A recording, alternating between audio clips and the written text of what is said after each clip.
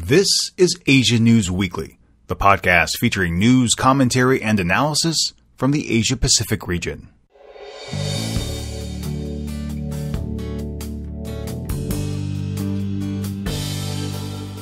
The United States is poised to confront China directly with its land reclamation program.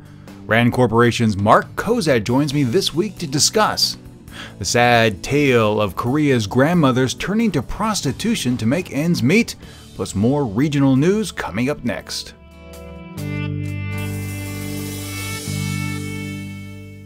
Hey everyone, Steve Miller here on this Friday, October 16th, 2015.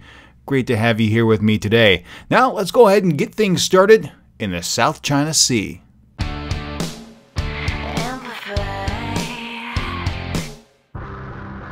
Earlier this week on the Asia Brief, I mentioned that an unnamed senior official told the Financial Times that U.S. warships would sail sometime in the next 2 weeks within the 12 nautical mile radius in the hotly contested Spratly Island chain that China happens to claim as its sovereign territory. China particularly didn't like that, and Foreign Ministry spokeswoman Hua Chunying said, quote, "We will never allow any country to violate China's territorial waters and airspace in the Spratly Islands in the name of protecting freedom of navigation and overflight." End quote. This week I spoke with Mark Cozad, Senior Defense Policy Analyst with the Rand Corporation. I started off our conversation by asking him about the timing of the plan, given Chinese President Xi Jinping's recent U.S. visit. Well, I think one of the reasons for that was that there was a great deal of concern on the part of the Chinese, and we had talked to several different groups, and it was apparent in Chinese official media that they were concerned about the reception that she was going to get when he came to the United States. And I think in the attempts to try to make this meeting as productive as possible, and hopefully reach some sort of an accommodation or at least an agreement for a way forward, that this was put on the back burner. This is not a new policy discussion. I mean, this has been going on for quite some time, and the issue has definitely been out there. I think one of the reasons for why now is that there wasn't any sense that Xi's visit had accomplished anything in relation to the South China Sea. And I think one of the things that's really puzzling for people is his comment about not militarizing these outposts in the South China Sea, but there's been no follow-up in terms of what militarization means and what the intent behind that statement was. And when asked about it just a couple of days ago, the Foreign Ministry spokesman really didn't have an answer. So I think there's a great deal of skepticism around this situation. I think we've been down this path before. It was roughly the June timeframe when we were told that construction on these outposts was going to stop. And, you know, we have ample evidence that demonstrates that that hasn't been the case. So I think really at this point, the decision has probably come about for a variety of reasons, including political pressure from many in the U.S. who think that the U.S. needs to act in order to maintain its credibility, and this is the most practicable course of action for us. This exercise would be carried out under the auspices of freedom of navigation, which China says it does support. However, it also says that all of these waters are inherently theirs. It's their sovereign territory, and it doesn't extend freedom of navigation to another country's warships. And we have this 12 nautical mile boundary around its sovereign territory, whether it be overflight with airplanes or through sailing vessels. What kind of response are we likely to see should the United States choose to either fly over or sail within that 12 nautical mile bubble? I really don't know, and I don't think you have many observers who have a really good idea. I am sure that there's been quite a bit of speculation, but in many of the folks that I talk to, there's not really a good sense of what type of reaction is going to occur. And I think in part, you probably still have a lot of question on the part of Chinese policymakers about what their response will be. This is actually a very interesting situation because really over the course of the past year, most of the situations in the South China Sea have been the United States and partners, allies, others in the region reacting to Chinese actions. And I think what this does is it puts China in the situation where the United States has a well-declared principle, freedom of navigation. I think all parties agree in a very broad general sense in the idea of freedom of navigation. And this is going to be a situation where the Chinese are forced to react. So at this point, I really don't have a good understanding of what that is. And quite frankly, in a lot of respects, this is uncharted territory for us. And there have been very few opportunities where we have really pushed on an issue of principle in this way that could potentially force this type of reaction. And so I think this really does, for both sides, present somewhat of a new situation. If we turn towards the future and take a look at, say, long-term effects, could this have an implication on defense policy in the area? It may. I mean, one of the things that could actually this could have an impact on China's posture in the South China Sea, and China questioning whether or not it has the capacity to challenge the United States in the South China Sea. And I think in those situations, whenever China has been faced with that type of a challenge, whether it's technology challenge or a broader capability challenge, it may have taken a pause in some of its actions, but it hasn't backed away. It's tried to find other strategies and other ways to fulfill its objectives, and that may take a little bit of time. But then again, China has a great deal of capacity, and China could continue to build up its forces and become more assertive in the South China Sea. I think that would really be the biggest implication. I think for the United States on that, once the United States starts taking these actions, I think it's really essential that it maintain a posture that allows it to assert and reassert this idea of freedom of navigation and support others in the region who do. Otherwise, it's going to be a one-shot attempt that others in the region view as showmanship, if you will, rather than a real attempt to assert these principles. Mark Cozad is a senior defense policy analyst with the RAND Corporation. Thank you so much for your time this week. Oh, no problem. Hopefully that was helpful. You'll be able to hear our full discussion tomorrow in the Asia Now podcast feed over on our website or in your favorite podcast application. Now, I'd like to hear from you. What are your predictions? Should the U.S. sail close to China's reclaimed islands? And speaking of China, believe it or not, Beijing arrested hackers at the request of the Obama administration. I'll have that story a little later.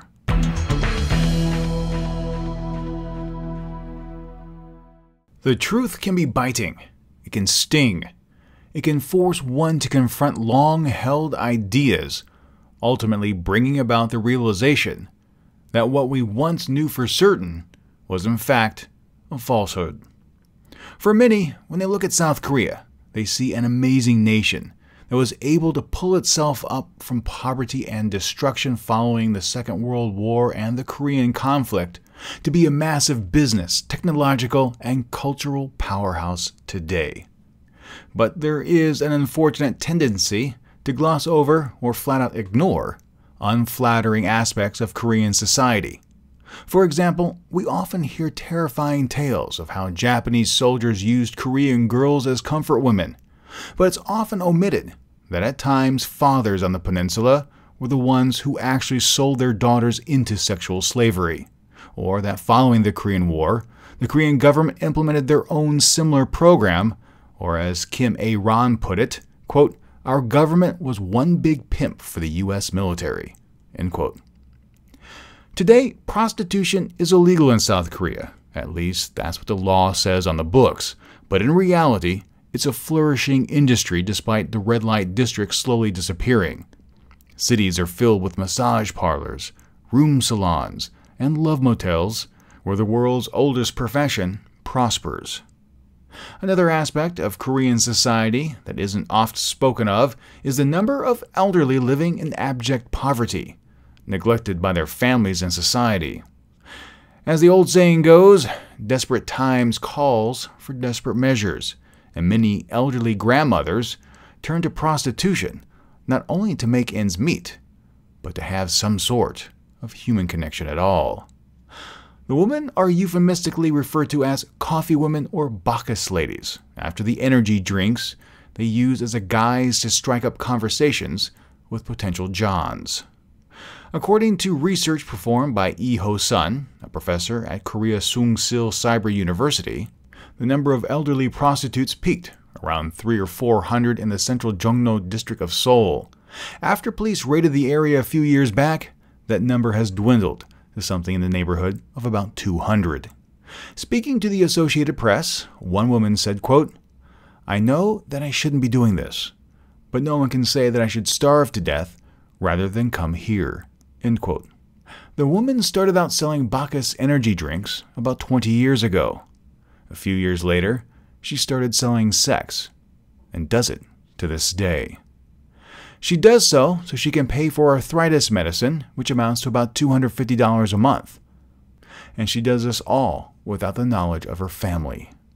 According to Confucian ideals, which many in South Korea hail as the foundation of their modern society, parents should be cherished by their children.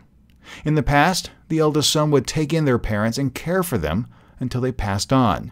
However, as the country modernized over the past 60 years, younger generations have moved into the cities for jobs and for school, leaving their parents behind. While others, well, unfortunately, they've simply stopped caring. Period. One woman said that her children effectively took all her money, leaving her destitute. She bought a home for her son when he got married, which is the custom, and then spent a chunk of change on her daughter's wedding. Now she doesn't even speak to her children, and the woman is terribly lonely. The first year, I felt really ashamed. Then she added, "I couldn't sleep well because I agonized over whether I should be doing this. Even now, I cannot sleep well." Women engaging in this geriatric prostitution lifestyle earn in the neighborhood of about 200 to 300,000 won a month, which amounts to about $168 to $252. They also often charge as little as 10,000 won or $8 for sex.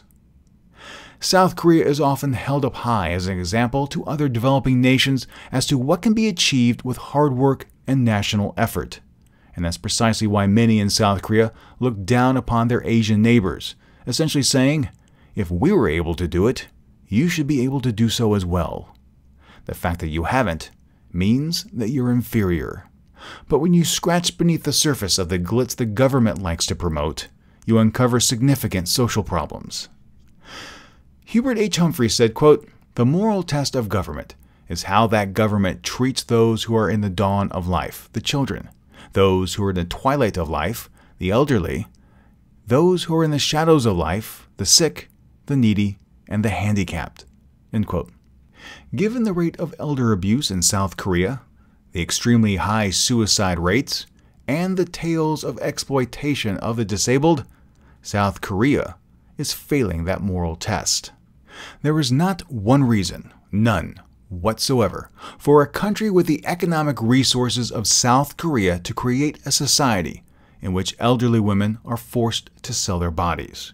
For all of Seoul's talk about pursuing justice and retribution for the women who endured sexual slavery at the hands of the Japanese, it should be equally committed to stamping out the travesty that is afflicting these elderly women.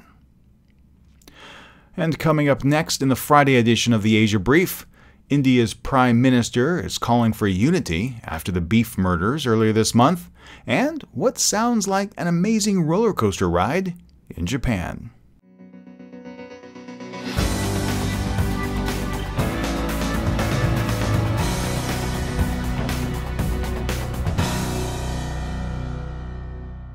I love my mom, and you know what? There's nothing, absolutely nothing I wouldn't do for her. If she called me up right now and told me that she needed me, boom, I'd be on the next flight out of South Korea right to her house. If she said that she needed a little extra dough, you know what? I'd drop everything that I'm doing and wire her that cash right away. But a company in China has taken the notion of looking after dear old mom and dad to whole new heights by taxing their employees. You see, back in 2013, China passed a law aimed at encouraging filial piety, the notion of giving respect, caring for, and honoring one's parents, by mandating that those who live far apart from their elderly parents, they're required to actually visit them frequently. Now, the Guangzhou Daily newspaper reports that a beauty salon chain wants to promote good moral values among its employees, so it's forcing them to give part of their salary to their parents. Now, this unnamed chain spokeswoman, Lu Meiye, said many of her employees were young, poorly educated people from rural villages. She said the chain wanted to inspire filial respect among these employees for their parents, and also help the company maintain its compassion. She noted the policy, which has been in place for the past 3 years, was made clear to all job applicants, noting that anyone who disagreed with the policy, well, they weren't offered a job. Now, according to the reports, the company automatically deducts 10% of a single employee's salaries and 5% for those who are married. Now, this money is taken every month and is wired directly to the parents. In China, online comments, well, they were mixed, with some saying that the employees' wages were that of the employees and not the parents. Some went even as far as to say that the company was violating the employees' human rights. The notion of mandatory giving has always been a red flag for me, whether it be to one's parents or to a specific charity. The income earned is essentially mine, the employee who's making that money, and to do with as that individual sees fit. While the company said it only hired those that were on board with the program, it should be noted that, remember, these employees were poorly educated, and it's wise to question if the employees who agreed to the program did so because there were no other employment opportunities. Another thing I find odd is the whole notion of the percentages listed. Remember, if you're single, you're taxed at a 10% rate, but if you're married, that drops to 5%. Why this distinction? Getting married has no bearing on the number of parents you have, and one could actually argue that when you get married, you actually double the number of parents you have due to in-laws. Now, if the rationale is that if there's only one breadwinner in the family, and that extra 5% is supposed to help out at home, then the message the tax is really sending is that your parents are more important than your family. And to be truthful, I'm not so sure that's a very compassionate stance for the company to hold. This week, a pair of stories surfaced detailing how rapists are finally getting their just desserts. First, in India, police said they have arrested a primary suspect in a sexual assault on a 4-year-old girl. The baby was raped and then slashed with a blade before being abandoned by railway tracks. The young girl, who remains in intensive care, was playing near her family's home in a poor area of New Delhi when she disappeared on Friday. It marked the latest in a series of horrific sexual-related attacks in India. Speaking to AFP, a senior police official said, quote, "We have arrested the prime suspect, who was a 25-year-old unemployed youth. He used to visit the area frequently and was known to the victim. We are verifying if he is involved in any previous cases of sexual assault. We are also questioning some other people." End quote. Police believe that more than one person was involved in this particular attack and are questioning several other people. Swati Maliwal, head of the Delhi Commission for Women, said that she had visited the young girl in the hospital and described her injuries as horrific. On Twitter, she posted, "Her condition can't be described. Horrific. Her parents are extremely poor. When will this heinous crime stop?" Unfortunately, this isn't an isolated incident, as the fatal gang rape of a young student on a bus in Delhi in 2012 shed a spotlight on the violence women face in India. While that attack led to revisions in the nation's rape laws that included a speeding up of trials and increasing penalties, it hasn't curbed sexual violence towards women. In this case, we aren't even talking about a woman or even a child. We're talking about a baby. The victim was only 4 years old. It is a sick and deeply disturbed individual who commits such a heinous act. It's someone who needs to be removed from society immediately, and perhaps permanently. However, India wasn't the only nation locking up rapists. Another country in the news this week who put perpetrators behind bars was Australia. This week, Sydney police arrested 5 men and charged them with multiple counts of sexual assault. Police said the suspects were 4 men in their 20s and a 17-year-old boy. The group was arrested after police found footage of the rape on a GoPro camera during an anti-graffiti operation. New South Wales police said in a statement, quote, "In May, police seized a GoPro camera as part of a police operation targeting graffiti offenses and found a video depicting multiple sexual assaults of a teenage girl by a number of male offenders. Police will allege up to 8 males were in the room at the time of the assaults, with a number of them sexually assaulting the girl." End quote. Detective Chief Inspector Peter Yeomans from the Child Abuse Squad was quoted by Australia's ABC broadcaster that it was quite obvious to investigators when viewing this footage that the child was either unconscious or semi-conscious during the assaults. There are a number of things about this case I find quite disturbing. I mean, what kind of person gangs up with their friends and proceeds to gang rape an unresponsive teenager? The crime also, in this instance, hadn't been reported yet, so it was absolutely sheer luck that the police got these degenerates off the street.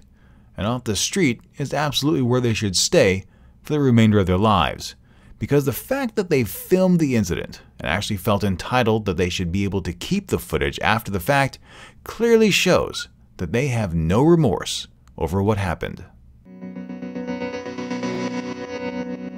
We've gone on and on about China hacking into several governments, the deeply penetrating incursions into the Office of Personnel Management, and the arrest last year of 5 Chinese nationals by Washington. So, it came as no big surprise that when Chinese President Xi Jinping went to D.C., cybersecurity was on the menu. As we reported, the deal reached didn't garner a lot of trust, since what was being repeated at press conferences was largely the same rhetoric about how nations shouldn't pilfer another country's technology for personal gain, and if there happened to be accusations, the offending country would simply look into it and report back. In an interview with the Washington Post, Catherine Lotrion, who teaches international law and cyber policy at Georgetown University and who happens to be a former CIA lawyer, said that she had been skeptical. Well, this past week, U.S. intelligence and law enforcement agencies drew up a list of hackers the United States wanted arrested as a show of good faith. In fact, one individual familiar with the matter described the message essentially like this, quote, "We need to know that you're serious." So we gave them a list and said, "Look, here are the guys. Round them up." End quote. And you know what? China did. The hackers identified are said to have stolen commercial secrets from U.S. firms to be sold or passed along to Chinese state-run companies. That is a great sign, but it means nothing if they are just patsies or if prosecutions fail to materialize. Lotrion went on to say that China's arrest makes the United States government look much smarter for coming to this agreement. Quote, "You want to see the Chinese do something. This would be one of the things that I want to see. It's a good faith move by the Chinese." End quote. However, it's not a slam dunk, as another individual familiar with the case says that evidence about the incursions would need to be shared with China to ensure a successful prosecution, and that may compromise sensitive systems. The United States government says that it can skillfully walk the line between disclosing too little information to secure a conviction and too much to put American interests at risk. On the October 1st edition of the Asia Brief, I mentioned about how a 50-year-old man in India was beaten to death and his 22-year-old son was severely injured after it was rumored that the family had been eating beef. A mob burst into his home, drug him out into the street, and beat him to death. It was a despicable event and one that showed the dangers of blindly following religion. Authorities looking into the crime verified the victim had been storing mutton, as the daughter who witnessed the beating said, and not beef as rumored. Charges of rioting and murder have been levied against at least 10 people, out of whom 6 have already been arrested. Indian Prime Minister Narendra Modi appealed for unity following the death and a series of other beef-related disputes that many see as signs of rising intolerance towards Muslims and other religious minorities. Without referring specifically to the killing, Modi said during an election in the eastern state of Bihar that the nation would only prosper when Hindus and Muslims unite and fight against poverty instead of fighting against one another. What puts India at odds is that Muslims in South Asia traditionally eat beef, while most Hindus revere cows as being holy, and the slaughtering of the animal is banned across most parts of the Hindu-majority country. Unfortunately, in recent years, Hindu vigilante groups have attacked Muslims believed to be transporting cows, apparently for the purpose of slaughter.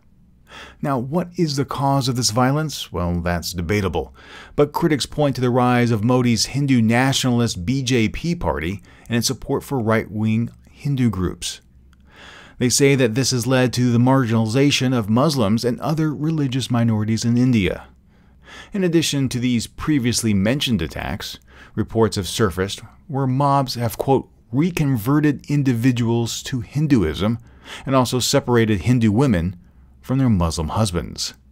In Kashmir last week, a Muslim independent member of the state assembly was punched and kicked by some lawmakers of India's ruling Hindu nationalist BJP party for hosting a, quote, beef party. The lawmaker noted that he broke no laws since India's Supreme Court temporarily suspended a ban on slaughtering cows and the sale of beef in Kashmir while it prepares to decide the matter.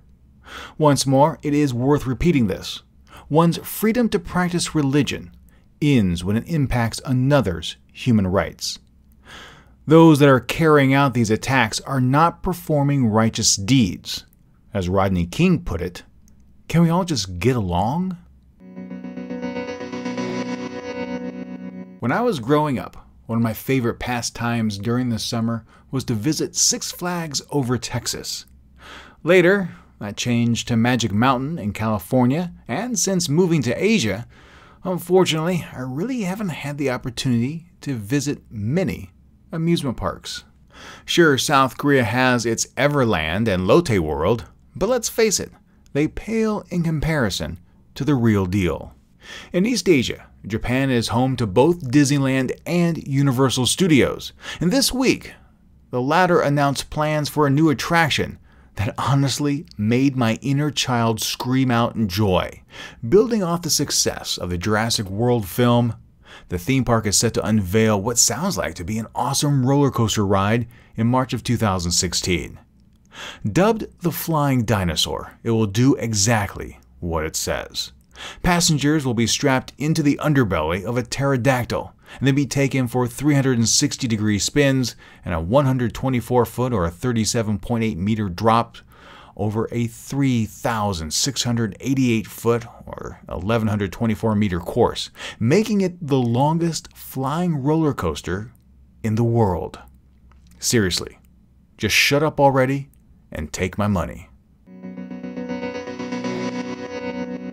Don't forget you can catch the Asia Brief Monday through Thursday mornings on our website or in your favorite podcast application.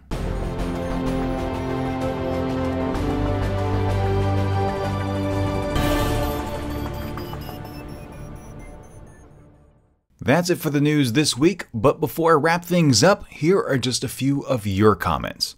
Both Christopher Mast and Zachary Taylor sent in words of encouragement to my wife for her hosting duties last week, and to that I want to send a very huge thank you and acknowledgement to them. I think she did a great job for her first time behind the mic, and I'm very thankful that she agreed to take over the hosting duties last week. David Mason, on South Korea looking to invoke stronger penalties on those dropping their citizenship to avoid compulsory military duty, said, "Should have been done long ago. It's outrageous how the elite have gotten away with this so long. Both parents and the child should be much more heavily penalized for this. Parents should be publicly disgraced, and the boy should never be allowed to have any job or make any income in the Republic of Korea for the rest of their lives." On the announcement that China arrested some hackers at the request of the United States, Sean Daenerys said, "Probably just Fall Guys. they're disposable. And finally, Sensei 258 had this to say on our Filipino gold diving story. People are so desperate for money in the Philippines that they are letting their children do this. But people want them to accept and help all those migrants from Syria? Well, better find them another place to go. Thank you again for everyone who took the time to send in their comments this past week. I truly do appreciate it. And if you have a thought or an opinion about any of the stories mentioned in this episode, I'd love to hear from you. So please write in or record yourself in an audio message and mail that file right to me.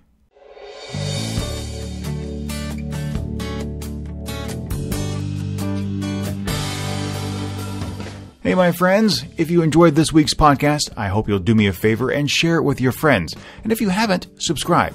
Subscribing is free and easy to do. Just go to our website, asiannewsweekly.net, and click on the subscribe tab. You can also subscribe in your favorite podcast application like iTunes or Stitcher. Now, if you want to keep up with more news from the region, be sure to follow Asian News Weekly on Facebook or Twitter. And of course, if you have any questions, comments, or feedback, I'd love to hear from you. The email address to write to is podcast@asiannewsweekly.net. My name is Steve Miller, and I'd like to thank you so much for listening this week. So until next time, be true to yourself and always be awesome.